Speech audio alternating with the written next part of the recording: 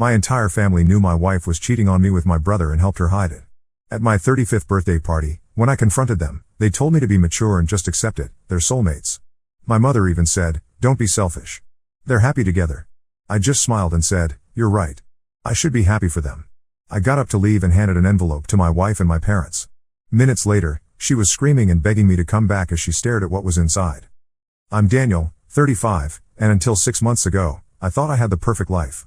I work as a senior systems analyst at a mid-sized tech company, nothing glamorous, but I'm good at what I do and people respect me. I'm the guy everyone calls when their computer crashes or they need help setting up their smart TV. I've always been the reliable one, the one who shows up on time, keeps his word, and takes care of everyone around him. I've been married to Elise for 7 years. She's 32, works in marketing, and when we met, I thought she was way out of my league. Beautiful, outgoing, the kind of person who lights up a room. We weren't perfect, what couple is? But I loved her completely. I've been slowly saving every extra penny to build us our dream home, working overtime and side gigs to make it happen. Then there's my younger brother Lucas, 30. He's always been the family favorite, the charming one, the creative one, the one who just needs to find his path. While I was grinding through college and building my career, Lucas was bouncing between opportunities, wannabe musician, aspiring photographer, crypto investor, you name it. None of them ever stuck, but our parents always defended him. He's artistic, they'd say. Not everyone can be like Daniel. Despite everything, I loved my brother. When he needed help, I was there. I helped him get freelance web design gigs through my network. When he needed a car, I co-signed the loan because his credit was terrible. When he was short on rent, I'd slip him a few $100s. That's what family does, right? My parents, Annalise and Gerald, are good people, or so I thought. Dad's a retired electrician, Mom worked at the local library until she retired last year. They raised us to value family above everything else. Family first, Dad always said. Blood is thicker than water. The irony isn't lost on me now. Looking back, there were always subtle signs that I was the odd one out. When we'd have family dinners, Lucas would regale everyone with stories of his latest adventure while I'd quietly eat and listen. When I'd share news about a promotion or a big project at work, they'd nod politely and then immediately turn the conversation back to Lucas. You don't need as much attention, Mom would say when I pointed it out. You're successful already. Elise and Lucas had always been close. Too close, if I'm being honest, but I trusted them both completely. They'd text each other constantly, she'd laugh at all his jokes, and he'd always find excuses to come over when I was at work. But I never suspected anything. Why would I? She was my wife, and he was my brother. The first real crack in my perfect world came about 8 months ago. Elise started getting distant, not dramatically, just different. She'd put her phone face down when I walked into the room. She'd get dressed up for girls' nights that seemed to happen with increasing frequency. When I'd ask about her day, her responses became shorter, vaguer. The suspicions started small, the kind of things you tell yourself you're imagining because the alternative is too horrible to consider. Elise would be oddly cold some days, treating me like a roommate rather than a husband. Lucas started showing up at our house more often, always with some excuse. He needed to borrow tools, wanted to use our printer, had to drop something off. The timing was suspicious too, he'd arrive within an hour of me leaving for work trips. The phone calls were the worst part. I'd walk into a room and hear Elise talking in hushed, intimate tones, only for her to quickly say I have to go when she saw me. When I'd ask who it was, she'd give me vague answers, just Nina from work or my mom. But when I'd call her mom later, she'd mention they hadn't spoken in weeks. Then there were the little things that made my skin crawl. Coming home from a weekend work conference to find my toothbrush in a different position in the holder. The guest bedroom looking like someone had slept in it. A coffee mug in the sink that I didn't recognize, Lucas's favorite brand that I never bought.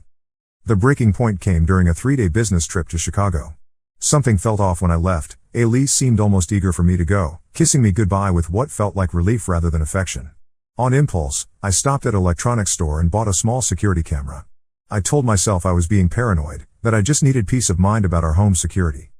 I set it up in the living room, hidden behind some books on the shelf, with a view of the kitchen and front door. It was connected to an app on my phone, and I told myself I'd probably never even check it. I was wrong. On the second day of my trip, during a lunch break between meetings, I opened the app. What I saw destroyed me. There was Elise, in our kitchen, wrapped in Lucas's arms. They were kissing, not a friendly peck, but the kind of passionate kiss that left no doubt about their relationship. The timestamp showed it was just 2 hours after she'd texted me missing you so much. Can't wait for you to come home. But the worst part? The ease of it all. Lucas had a key. When had she given him a key? He moved around our house like he lived there, opening our refrigerator, sitting on our couch, acting like the man of the house while I was away working to support the life we'd built together. I sat in that conference room, surrounded by colleagues discussing quarterly projections, and felt my world crumble. 7 years of marriage, a lifetime of brotherhood, and it was all a lie. I didn't confront them immediately. I spent the rest of that business trip in a haze, mechanically going through the motions while my mind raced. Part of me hoped I'd misunderstood what I'd seen, that there was some innocent explanation. But deep down, I knew better. When I got home, I tried to act normal while I figured out what to do. I made copies of the footage, screenshot the timestamps, and started paying closer attention to their behavior. The signs were everywhere once I knew what to look for: the way they'd avoid eye contact with me when they were in the same room, how Elise would suddenly become affectionate with me whenever Lucas was around, as if overcompensating. Finally, I couldn't take it anymore. I confronted Elise privately, in our bedroom, with the footage queued up on my phone. "I know," I said simply, showing her the screen. She stared at it for a long moment, her face cycling through shock, panic, and then something that surprised me: anger. "You were spying on me?" she snapped. "I was protecting my home," I replied. "How long?" She broke down then, crying and begging forgiveness. "It just happened, Daniel. We never meant for it to happen. It was just. We connected, you know? You're always so busy with work, and Lucas was there for me." But then, as quickly as the tears started, they stopped. Her face hardened, and she looked at me with something close to contempt. "You're overreacting," she said. "It's not like we planned this. Sometimes things just happen between people. You wouldn't understand." I felt like I'd been slapped. Here was my wife of 7 years, caught cheating with my brother, and she was acting like I was the problem for being upset about it. "We need to tell your family," I said. "This affects everyone." She nodded, but something in her expression made me uneasy. "You're right. We should tell them together." That should have been my first warning. I called my parents and asked them to come over, said we needed to have a family discussion. When they arrived with Lucas in tow, I knew something was wrong. They all looked prepared, like they were bracing for something they'd already discussed. "Mom, Dad," I started, my voice shaking despite my efforts to stay calm. "I need to tell you something about Elise and Lucas." My mother held up her hand. "Daniel, honey, we know." The words hit me like a physical blow. "You know?" "We've known for months," Dad said, not meeting my eyes. "We were hoping you'd figure it out on your own." I looked around the room, at my parents, at my wife, at my brother. They were all watching me with expressions that ranged from pity to impatience. No one looked ashamed. No one looked sorry. "How long have you all known?" I asked. "Since it started," Lucas said, speaking for the first time. He had his arm around Elise's waist, right there in my living room. "We tried to fight it, Daniel, but you can't fight true love." "True love?" I repeated, the words feeling foreign in my mouth. "They're soulmates, Daniel," my mother said gently, like she was explaining something to a child. "You've always had trouble holding on to things. Maybe it's time to let this go." My father nodded gravely. "Son, you need to be mature about this. They're happy together. Don't you want them to be happy?" I looked at Elise, who was now openly holding Lucas's hand. "So this whole evening, this was supposed to be some kind of announcement?" "We thought it would be easier to tell you together," she said. "As a family." "Your birthday seemed like perfect timing," Lucas added. "New year, new beginning, you know?" My younger sister Sophie, who had been quiet until now, finally spoke up. "Maybe you two just weren't meant to be, Daniel. Things happen for a reason." I stood there, surrounded by my entire family, being told that I should be happy about my wife's affair with my brother. That I was being immature for being hurt. That I should just accept it and move on because they were soulmates. For a moment, I felt like I might break down completely. 7 years of marriage, 35 years of family, and this was how little I mattered to them. But then something clicked. A strange calm washed over me, and I found myself smiling. "You know what?" I said, my voice steady for the first time all evening. "You're absolutely right. I should be happy for you both." Relief flooded their faces. Elise actually smiled. "I'm so glad you understand, Daniel. This doesn't have to change anything between us as a family." "Not at all," I agreed, reaching into my jacket. "In fact, I have something for each of you." I pulled out 3 thick manila envelopes and handed one each to Elise, my parents, and Lucas. "What's this?" Mom asked. "Just some paperwork," I said cheerfully. "Nothing urgent. You can look at it after I leave." "You're leaving?" Elise asked, sudden panic in her voice. "Well, you're right, new beginning and all that. I should let you two lovebirds have your space." I grabbed my keys and headed for the door. "Oh, and Lucas? You might want to move your car. I'm calling it in as stolen in about an hour." I walked out to the sound of envelopes being torn open behind me. I was 3 blocks away when my phone started ringing. The first call came from Elise, 5 minutes after I'd left. I let it go to voicemail. The second call came 30 seconds later. Then another. By the time I reached the hotel I'd booked across town, I had 17 missed calls and twice as many text messages. The voicemail from Elise was barely coherent through her sobs. "Daniel, please, you can't do this. Please come back. We can work this out. Please, I'm begging you." But it was my mother's message that really got to me. Her voice was shaking with rage. "Daniel Gerald Weiss, you get back here right now. This is not how we raised you. Family doesn't destroy family." I deleted all the messages without listening to the rest. You see, I'd spent the last 3 months preparing for this moment. The day I discovered their affair, something inside me had broken, but I didn't break down, I got strategic. I'd been documenting everything, planning everything, waiting for the right moment to reveal just how little I meant to them. And they'd given me that moment on a silver platter. The envelopes contained, for Elise, divorce papers, already signed by me and notarized. A post-nuptial agreement she'd signed 2 years earlier when we were having minor trust issues. She'd forgotten about it, but it clearly stated that in the event of adultery, she would forfeit her claim to the house and most of our shared assets. An eviction notice giving her 30 days to vacate the home that was solely in my name. And photographs, dozens of them, printed in high-resolution color, showing her and Lucas in various compromising positions throughout our house. For my parents, copies of all the evidence I gathered, including video footage, text message screenshots, and financial records showing how I'd been supporting Lucas while he was sleeping with my wife. A formal letter withdrawing my financial support for their mortgage. I'd been helping with payments since Dad's retirement, and canceling our family cell phone plan that I'd been covering. Also included were printouts of social media posts where they'd been praising Lucas and Elise's friendship while knowing full well what was really happening. For Lucas, the real surprise. Legal documents showing that the car he'd been driving was registered in my name. I'd never transferred the title after co-signing. The keys were now with my lawyer, and I'd already reported it as stolen since he no longer had permission to use it. A formal demand for repayment of all loans I'd given him over the years, itemized, with interest, totaling just over $23,000. And a notice that I'd provided his probation officer with evidence of his recent activities. Apparently, having an affair with his brother's wife while living in said brother's house violated several conditions of his probation from a DUI charge I'd helped him fight 2 years earlier. But the real kicker was what I'd done in the months leading up to this moment. I'd quietly separated our finances, moving my paychecks to a new account and leaving just enough in our joint account to cover the mortgage and utilities. I'd transferred the house deed into a trust that Elise couldn't touch. I'd documented every penny Lucas owed me and every time my parents had asked for financial help while knowing about the affair. Most importantly, I'd been recording conversations.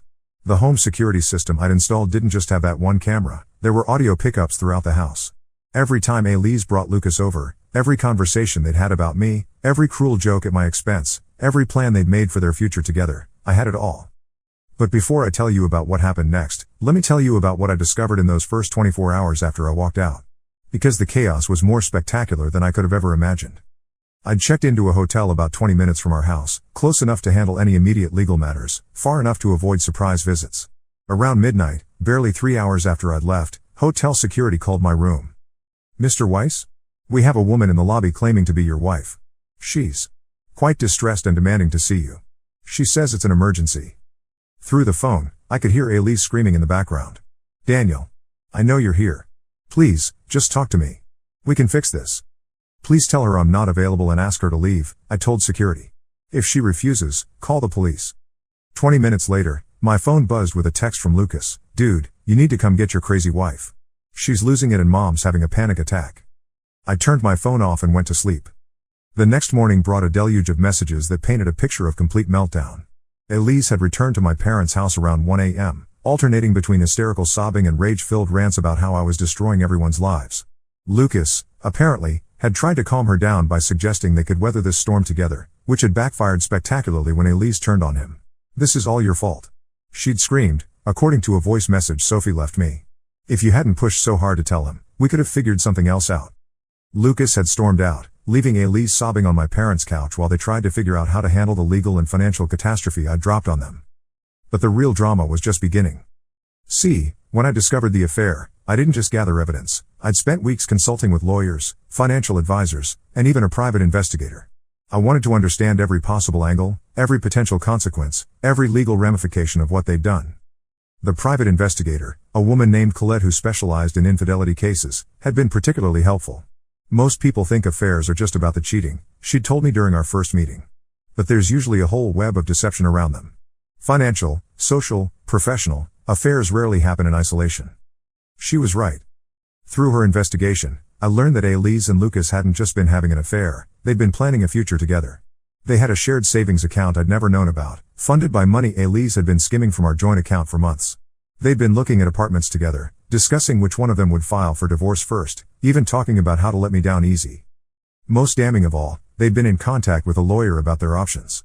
Not a divorce lawyer, a different kind of lawyer. They'd been exploring whether they could claim common law marriage rights to our house if they could prove they'd been living together long enough. The consultation notes Colette obtained showed they'd been planning to gaslight me into believing I was imagining the affair while they established legal residency in my own home. That's when I realized this wasn't just betrayal, it was a calculated scheme to steal my life from the inside out. The financial investigation had been equally revealing. The money Lucas owed me wasn't just from the obvious loans, it was from years of smaller manipulations. Dinners where he'd forgotten his wallet and I'd paid. Concert tickets I'd bought for family bonding. Even groceries when he'd visit and somehow clean out our refrigerator. Colette helped me document every instance where Lucas had cost me money while sleeping with my wife. More importantly, she'd helped me trace the paper trail of their deception. Phone records showing hundreds of calls and texts between them during work hours. Credit card statements showing Elise paying for hotel rooms and expensive dinners on days when she'd told me she was working late. Even social media data showing they'd been checking in at the same locations while I was out of town. But the smoking gun had been the cloud storage. Elise, it turned out, had been backing up her photos to a shared cloud account we'd set up years earlier for family pictures. She'd forgotten about it, and apparently hadn't realized that when she took intimate photos with Lucas, they were automatically uploading to an account I had access to. The photos were extensive. And not just intimate, they showed Lucas in our bed, wearing my clothes, even using my shower. In one particularly galling image, he was sitting at my desk, using my computer, with Elise draped across his lap. But the worst part was the metadata. The photos were time-stamped, geotagged, and dated. I could trace their entire affair through that photo stream, from the first tentative pictures in March to increasingly bold images throughout the summer. The most recent photos, taken just days before my birthday, showed them in our bedroom with wedding rings on the nightstand, as if they were playing house. Colette had helped me organize all of this evidence into a comprehensive file that would hold up in any court. But more than that, she'd helped me understand the psychology of what they'd done. This wasn't a crime of passion, she'd explained. This was a long-term strategy. They wanted your life, Daniel. Not just parts of it, all of it. The house, the financial stability, the family support system. They were planning to push you out and take over everything you'd built.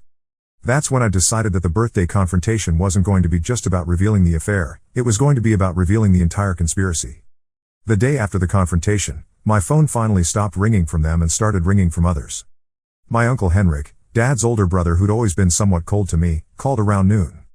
Daniel, I need to apologize, he said without preamble. I had no idea what they were doing to you. Your father called me this morning, begging me not to reach out to you, and that's when I knew something was very wrong. What do you mean? I asked. He told me you were overreacting to Elise and Lucas's relationship, that you were being vindictive and trying to destroy the family. But the way he said it. Daniel, I've known your father for 53 years, and I've never heard him sound so panicked. What really happened? I told him everything. When I finished, there was a long silence. Good Lord, he whispered. Daniel, I'm so sorry. I always thought there was something off about how they treated you, but I never imagined. Look, I have a guest house. It's yours for as long as you need it. And I'm calling every person in this family to tell them what really happened. That was the beginning of the second wave of consequences. Within 48 hours of Henrik starting his own investigation, the extended family was buzzing with information I hadn't even known about. Apparently, my parents hadn't just known about the affair, they'd been actively facilitating it in ways I never could have imagined. My cousin Isabel called me with the first bombshell. Daniel, I need to tell you something. Last month, when you were on that business trip to Denver, your mom called me asking if I could cover for Elise if anyone asked where she was. Cover for her how? She told me that Elise was going to a spa weekend with Lucas as siblings in-law bonding, and that if you called asking about her, I should say she was with me at my house. She made it sound like it was some kind of surprise they were planning for you. My blood ran cold. Did you cover for her? No, thank God. I thought it was weird and told your mom I wasn't comfortable lying to you. But Daniel, how many other people do you think they asked? That question led to the discovery of an entire network of lies my family had been maintaining to cover for the affair. Sophie, who had been kept in the dark about the sexual relationship, had still been asked to provide alibis for family planning meetings that were actually rendezvous. My Aunt Brigitte had been told that Lucas was helping Elise with a surprise renovation project to explain why his car was at our house so often. Even our elderly neighbor, Mrs. Dubois, had been recruited. My mother had told her that Lucas was doing handyman work for us and asked her to not mention it to Daniel because it was going to be a surprise. The web of deception was so extensive that it had required coordination from nearly a dozen people, most of whom had no idea what they were actually covering for. But the revelation that broke me came from my cousin Jonas, Henrik's son, who worked in IT for a large corporation. "Daniel, I need you to sit down for this," he said when he called. "Henrik asked me to help him figure out some of the technology stuff in your evidence file. I've been going through those cloud photos, and I found something you might have missed." "What is it?" "There are screenshots in there. Screenshots of text conversations between Elise, Lucas, and your parents. But also screenshots of conversations with other people planning. Daniel, they were planning to have you committed." The words didn't compute at first. "What do you mean, committed?" "There are text conversations from 6 weeks ago where they're discussing how to handle your inevitable breakdown when they told you about the affair. Your mother was researching involuntary psychiatric holds. Lucas was looking up symptoms of narcissistic rage. They were building a case that you were mentally unstable and potentially dangerous." I sat in silence for several minutes, absorbing this information. "Jonas, are you telling me they were planning to have me institutionalized for discovering their affair?" "That's exactly what I'm telling you. They had a whole strategy, Daniel.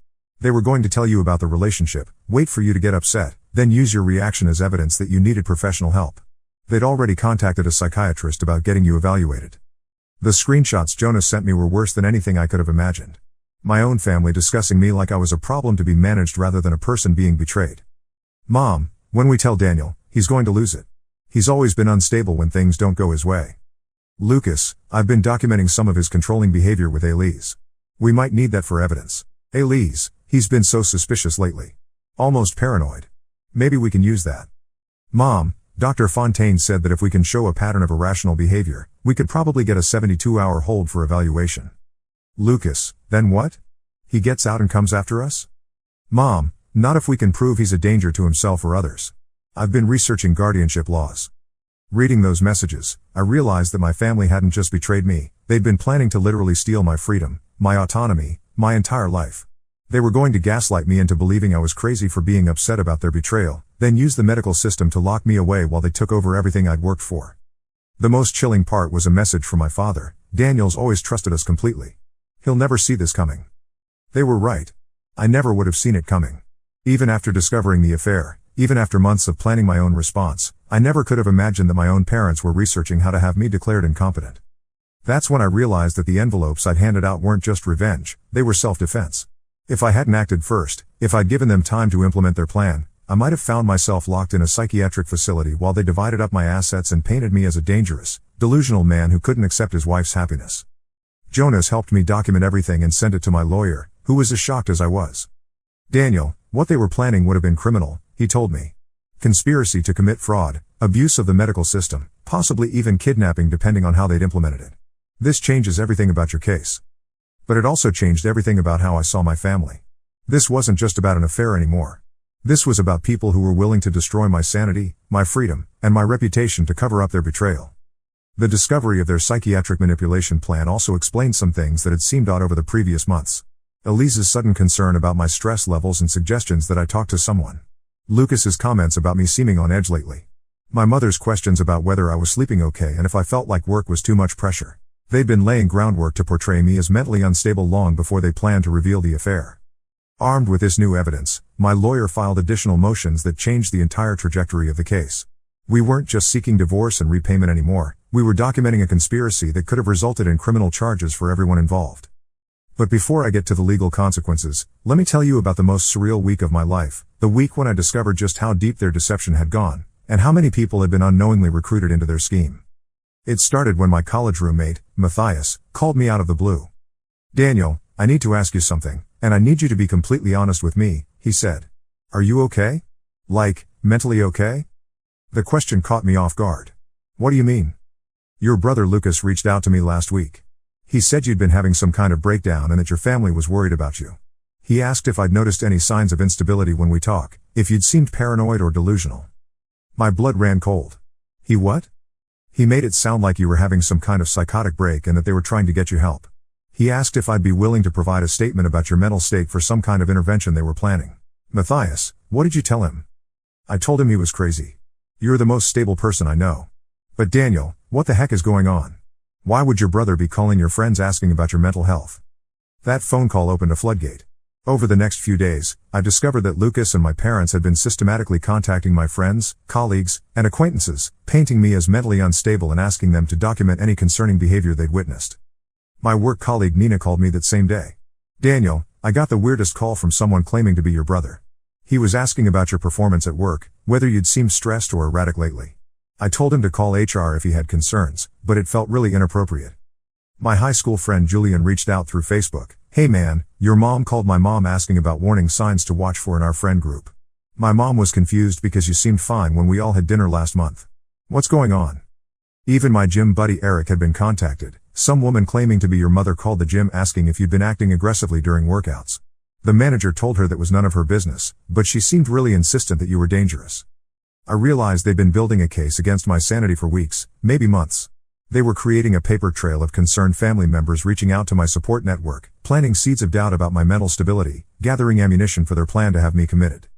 The most chilling call came from my former therapist, Dr. Hartman, who I'd seen briefly 3 years earlier during a stressful period at work. "Daniel, I received a very concerning call from someone claiming to be your mother. She was asking about our sessions and whether I'd noted any signs of potential violence or instability. I told her I couldn't discuss your treatment, but she seemed to have very specific concerns about your mental health. Dr. Hartman, I haven't spoken to my mother about therapy in years. What exactly did she say?" "She claimed you were having paranoid delusions about your wife cheating and that the family was worried you might hurt yourself or someone else. She wanted to know if I thought you met criteria for involuntary commitment." "And what did you tell her?" "I told her that if they were genuinely concerned about your safety, they should call 911 or take you to an emergency room. But Daniel, based on our previous sessions, nothing she describes sounds consistent with your personality or mental health history. Are you actually having the problems she described?" "Dr. Hartman, my wife really is having an affair with my brother. I have evidence. My family knows about it and has been covering for them. I'm not paranoid or delusional, I'm being gaslighted." The silence on the other end of the line stretched for nearly a minute. "Daniel, I think you need to document everything you just told me and speak with a lawyer immediately. What your family is doing could constitute abuse of the mental health system." That conversation led me to make a discovery that shook me to my core. I called Dr. Fontaine, the psychiatrist my mother had mentioned in her text messages, and asked if I could schedule a consultation. "Mr. Weiss, yes, I've been expecting your call. Your family has provided quite a lot of background information about your situation. They're very concerned about you." "What kind of background information?" "Well, your mother and brother have documented several incidents of paranoid behavior, accusations against your wife, obsessive monitoring of her activities. They're worried you might be developing some kind of delusional disorder." "Doctor, would you be willing to share what evidence they provided?" "I probably shouldn't discuss the details over the phone, but they have photos of surveillance equipment you installed in your home, copies of notes you've been making about your wife's activities, even recordings of you confronting them about these alleged affairs. It's quite comprehensive." My hands were shaking as I absorbed this information. They hadn't just been planning to have me committed, they'd already built the case. They had evidence of my paranoid behavior that was actually evidence of me discovering their affair. They'd been recording my confrontations with them to use as proof of my instability. "Dr. Fontaine, I need you to know that everything they told you is a lie. My wife really is having an affair with my brother. I can prove it. They're trying to have me committed to cover up their betrayal." "Mr. Weiss, that's exactly the kind of statement your family warned me you'd make. They said you'd insist the evidence was real and that everyone was conspiring against you." I hung up the phone and immediately called my lawyer. "They've weaponized the mental health system against me," I told him. "They have a psychiatrist convinced I'm delusional, they've contacted my friends and colleagues to build a case against my sanity, and they were planning to use my discovery of their affair as evidence that I need to be institutionalized." My lawyer was quiet for a long moment. "Daniel, this is one of the most sophisticated gaslighting campaigns I've ever seen. They're not just cheating on you, they're trying to steal your reality." That afternoon, we filed emergency motions to prevent any psychiatric evaluation or intervention that hadn't been ordered by a court. We also sent cease and desist letters to Dr. Fontaine and anyone else my family had contacted about my mental health. But the damage was already done in some ways. I learned that my own family was capable of psychological warfare on a level I'd never imagined possible. They weren't just willing to betray me, they were willing to destroy my reputation, my relationships, and my sanity to protect their secret. The scariest part was how close they'd come to succeeding. If I hadn't discovered the affair when I did, if I hadn't gathered evidence, if I hadn't acted first, they might have actually convinced people I was mentally ill. I could have lost everything: my job, my freedom, my credibility, my entire life. Within 48 hours, I'd heard from cousins, aunts, uncles, and family friends who'd been getting frantic calls from my parents trying to control the narrative. But Uncle Henrik had been busy too, and the real story was spreading faster than their version. My cousin Chloe, who worked in HR at a large corporation, called with some interesting news. Daniel, I don't know if this helps, but I reached out to a friend who works at Elise's company.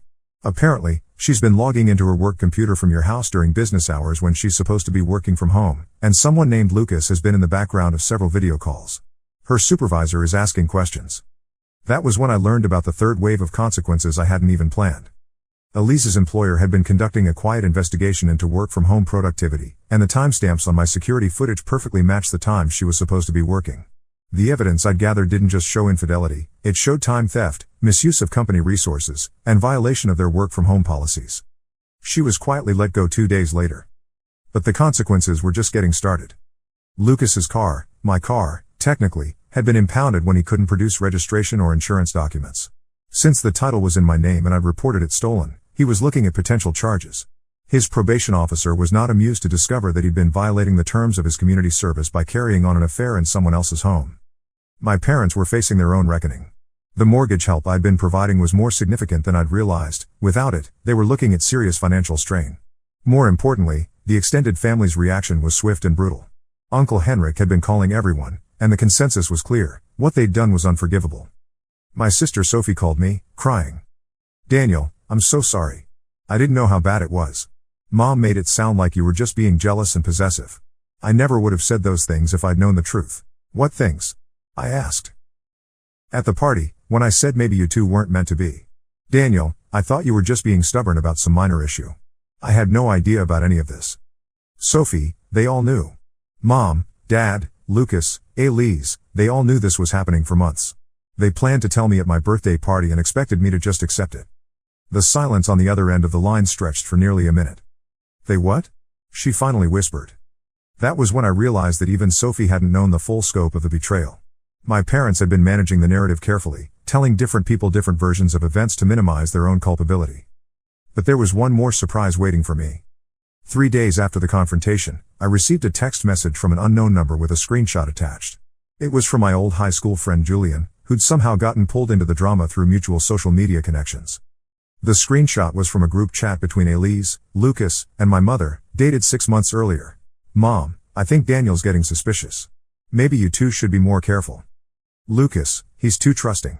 He'd never suspect his own brother. Elise, I feel bad sometimes, but you're right.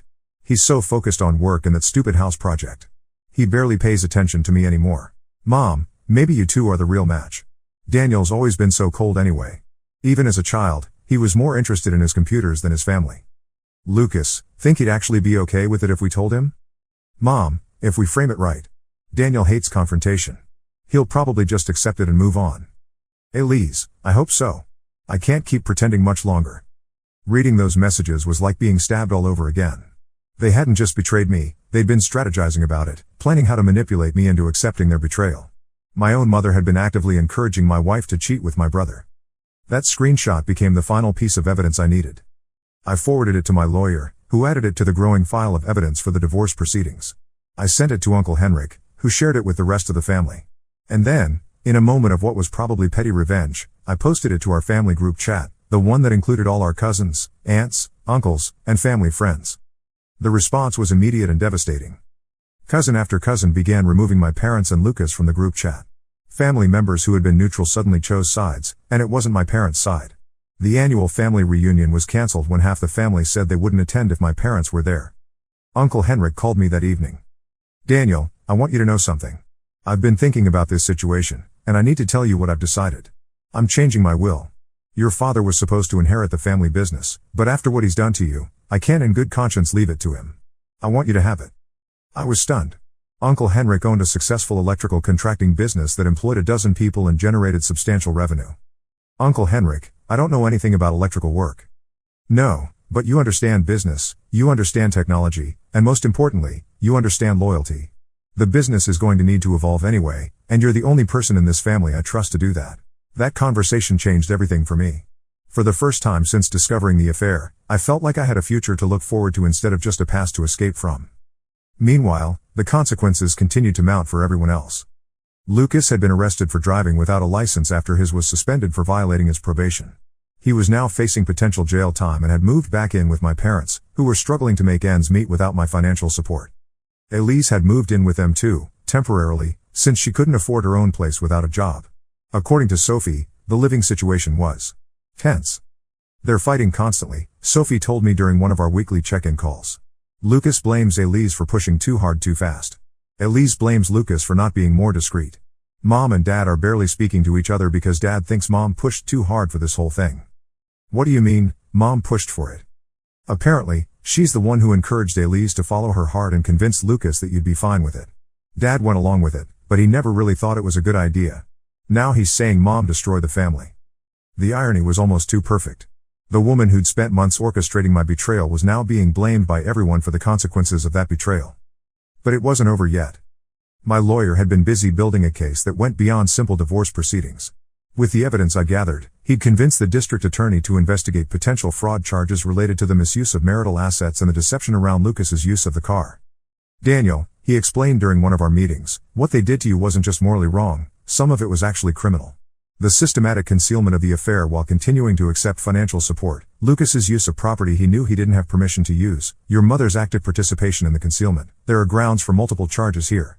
I had to make a decision. Did I want to pursue criminal charges, or was the civil case enough? Looking back, I think that decision defined who I was going to be going forward. I could destroy them completely, or I could take what I needed to rebuild and walk away. I chose to walk away, mostly. File the civil suits, I told him. I want every penny Lucas owes me, plus damages. I want Elise to understand that actions have consequences. But I don't want to send anyone to jail. Are you sure? With the evidence you have, we could probably get significant jail time for all of them. I'm sure. I don't want to become the kind of person who destroys people out of spite. I just want them to understand that they can't treat people the way they treated me. 3 weeks later, the final shoe dropped. But before I get to that, let me tell you about what happened in those weeks leading up to it, because the situation continued to deteriorate in ways I hadn't expected. It started when my college roommate, Matthias, called me with an update. Daniel, I need to tell you something. After that weird call from your brother, I started asking around our friend group. Turns out, he didn't just call me, he called at least 6 other people from college, all with the same story about you having a breakdown. What did everyone tell him? That's the thing, everyone thought it was weird and most people told him to back off. But Daniel, one person said something that really bothered me. Remember Jake from our organic chemistry class? I did remember Jake. We'd been study partners junior year. Jake told your brother that you'd always been intense and that he could see you snapping if someone betrayed you. He actually offered to provide a statement about your obsessive tendencies in college. My blood ran cold. He what? Yeah, apparently Jake had some grudge against you from college that I never knew about. Something about a group project where he thought you were too controlling. Your brother ate it up, said it was exactly the kind of evidence they needed. That revelation sent me into a spiral of paranoia that took days to shake off. How many other people from my past harbored small resentments that could be weaponized against me? How many casual acquaintances might be willing to provide evidence of my instability if asked the right way? I realized that my family's plan wasn't just sophisticated, it was diabolical. They were systematically mining my entire social history for any ammunition they could use to paint me as unstable. The scariest part was how well it might have worked. If they'd had just a few more weeks, if I hadn't discovered their scheme when I did, they might have assembled enough witnesses to my supposed instability to convince a judge that I needed psychiatric intervention. But there was something else I discovered that was even worse. I was at work when I received a call from a number I didn't recognize. Daniel? This is Claire Weiss. I'm your father's sister-in-law, Henrik's wife. Hi, Claire. Is everything okay? I wanted to let you know that your mother called me this morning. She's asking if Henrik and I can help them with their mortgage payment. Apparently, they're facing foreclosure. My heart sank despite everything they'd done to me. What did you tell her? I told her that after what they did to you, she was lucky we were still speaking to them at all. But Daniel, I'm worried about them. Whatever you did to cut off their support, it's hitting them hard. I'd known this day would come. The truth was, I'd been covering more of their expenses than even I had realized. The mortgage help, the cell phone plan, the car insurance for Lucas, the occasional emergency loans, it had all added up to nearly $2,000 a month in support that they'd taken for granted. But there was something else Claire didn't know yet. Something that made their financial crisis much worse than just losing my support. Claire, there's something you should know. They weren't just planning to betray me, they were planning to have me declared mentally incompetent and take control of my finances. My lawyer discovered that they'd already contacted a guardianship attorney. They what? They were building a case that I was mentally ill and dangerous. If they'd succeeded, they would have had legal control over my bank accounts, my house, everything. They weren't just stealing my wife and my family, they were trying to steal my entire life. The silence on the other end was deafening. Claire, I appreciate you telling me about their situation, but they made their choice. They chose greed and betrayal over family. They have to live with that decision. Daniel, I had no idea. Your mother made it sound like you were just being vindictive about the divorce. That's exactly what they wanted everyone to think. But this was never about a divorce. This was about a conspiracy to destroy me completely. After I hung up, I sat in my office for a long time, thinking about the people who'd raised me, who'd taught me that family came first, who'd betrayed that very principle when it came to protecting me. Part of me wanted to help them. But I'd learned something important over the past few months. Sometimes the most loving thing you can do is let people experience the consequences of their choices. And sometimes, the most dangerous thing you can do is underestimate how far people will go when they think they can get away with it. That evening, I received my final surprise communication from the old life. It was a letter, delivered by certified mail, from Elise. Daniel, I know you probably don't want to hear from me, but I need you to know how sorry I am. Not just for the affair, but for everything. For the way we told you, for the way your family treated you, for all of it. Lucas and I broke up 2 weeks ago. I know you probably don't care, but I wanted you to know that what we had wasn't real love. It was just, I don't know what it was. Selfishness, maybe. A fantasy. I miss you. I miss our life together. I know I have no right to ask, but is there any chance we could try again? I'd do anything to make this right. I know you probably won't forgive me, but I had to try. Love always, Elise. I read the letter twice, then did something that would have surprised the old me. I wrote back. Elise, thank you for the apology. I hope you mean it. To answer your question, no, there's no chance we could try again. What you and Lucas did to me wasn't just an affair, it was a betrayal so complete that it changed who I am as a person. I can't unknow what I know about you, about my family, about how little I meant to all of you. But I want you to know that I forgive you. Not because what you did was okay, but because carrying anger around was hurting me more than it was hurting you.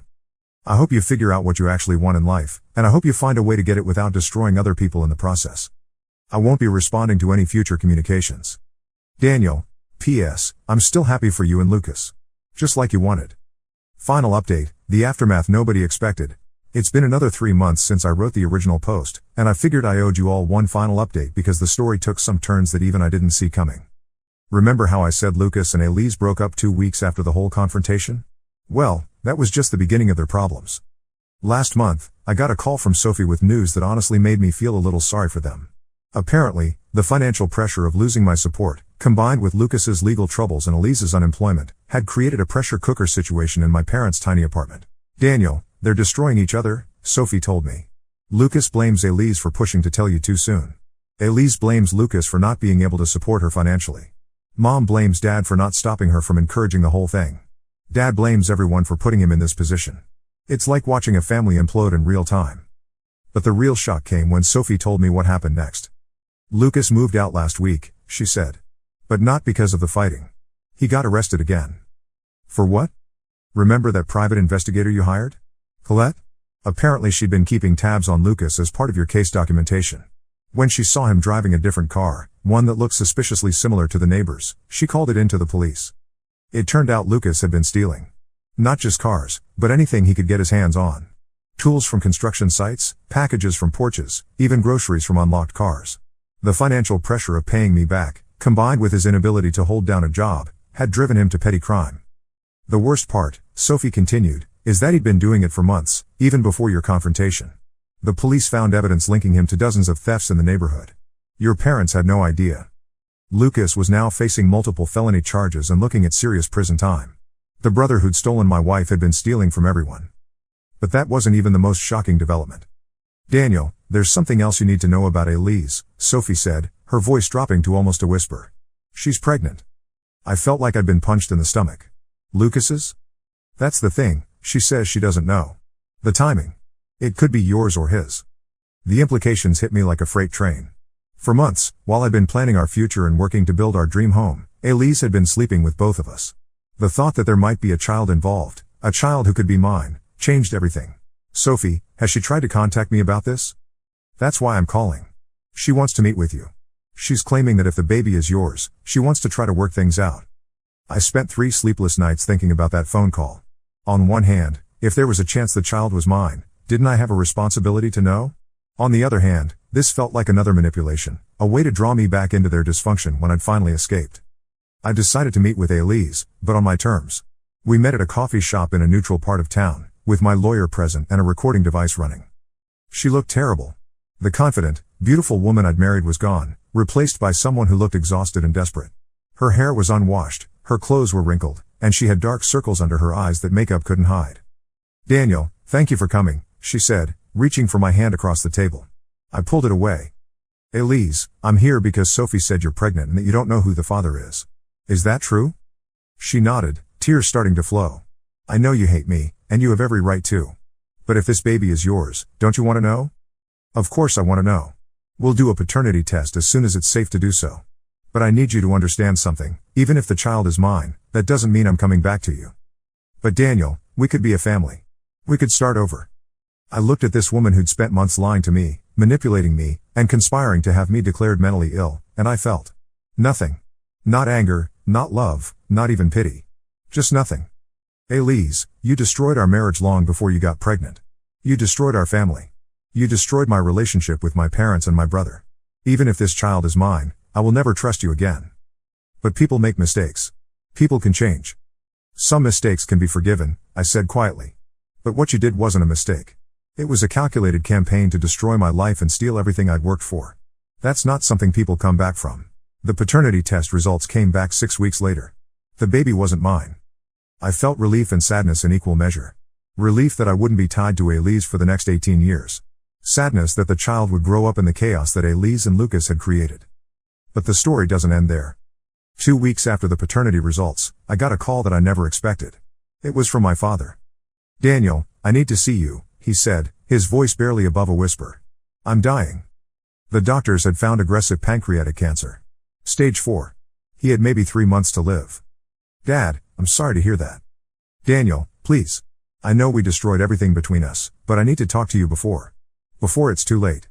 I agreed to meet him, again with my lawyer present. We met at the hospital where he was receiving treatment. He looked frail and old in a way that shocked me. It had only been 6 months since I'd seen him, but he'd aged years. "Son, I need you to know that what we did to you was the worst thing I've ever done in my life," he said, his eyes filling with tears. "Your mother convinced me that you'd be better off without Elise, that Lucas and Elise were truly in love, that you'd understand eventually. I was weak, and I went along with it. Dad, it wasn't just about the affair. You were planning to have me committed to steal my assets." "I know," he whispered. "And I will regret that for whatever time I have left. Your mother. She got so caught up in this fantasy that Lucas and Elise were soulmates that she lost sight of what was right. And I was too much of a coward to stop her. Why are you telling me this now?" "Because I want you to know that Lucas and Elise weren't soulmates. They never were. Lucas is in jail, Elise is struggling as a single mother, and your mother is having a breakdown. She can't accept that her plan destroyed our entire family." We talked for 2 hours.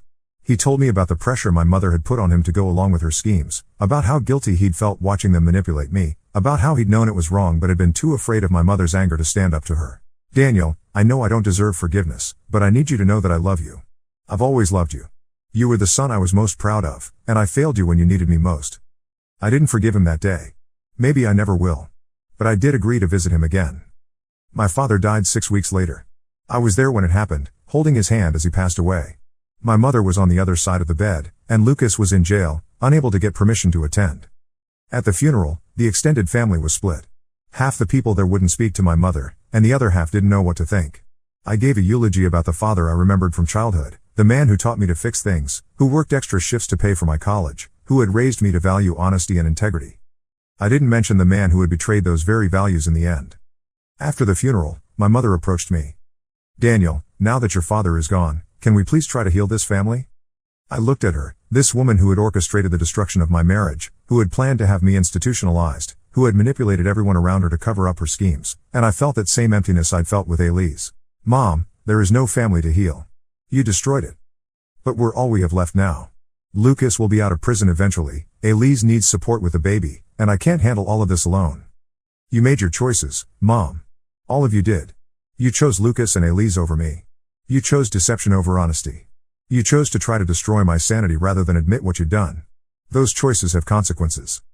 But I'm your mother." "No," I said quietly. "A mother protects her children. A mother doesn't conspire to have them declared mentally ill. A mother doesn't help orchestrate the destruction of their marriage. You stopped being my mother the day you decided that Lucas's happiness was more important than my sanity." I walked away from her that day, and I haven't spoken to her since. The real final chapter. It's been a year now since that birthday party that changed everything. I'm writing this final update from my new office in Seattle, where Uncle Henrik's electrical business has grown into a full-scale smart home automation company. We just landed a contract with a major tech firm to outfit their entire campus, and I'm genuinely excited about work for the first time in years. Lena and I moved in together last month. She's met Uncle Henrik and Aunt Claire, who've become the parental figures I needed after losing my biological family. They're good people who value loyalty and honesty, qualities I'd almost forgotten existed after what I'd been through. I still talk to Sophie regularly. She's the only member of my biological family who maintains contact with me, and even that relationship is careful and guarded. She tells me that my mother has had what can only be described as a complete mental breakdown. The woman who had spent months orchestrating elaborate schemes to manipulate everyone around her apparently couldn't handle the consequences when those schemes backfired. Lucas is serving a 3-year sentence for multiple theft charges. According to Sophie, he blames everyone but himself for his situation, me for overreacting, Elise for not being supportive enough, our parents for not having his back, the legal system for being unfair. He's apparently convinced that he's the real victim in all of this. Elise is struggling as a single mother. The baby, a little girl, is healthy, but Elise is barely keeping her head above water financially and emotionally. She's been asking Sophie to pass along messages asking if I'd be willing to help her get back on her feet for old time's sake. I declined. Sophie also told me something that honestly didn't surprise me but still made me sad. Elise has been telling people that I was abusive during our marriage, that I was controlling and paranoid, and that the affair was her way of escaping an unhealthy relationship. She's rewritten history in her mind to make herself the victim and me the villain. It doesn't matter anymore. The people who know me know better, and the people who believe her version of events weren't really my friends anyway. But here's what I want everyone reading this to understand: this story isn't really about revenge. Yes, I planned a dramatic confrontation. Yes, I gathered evidence and consulted lawyers and made sure there were consequences for their actions.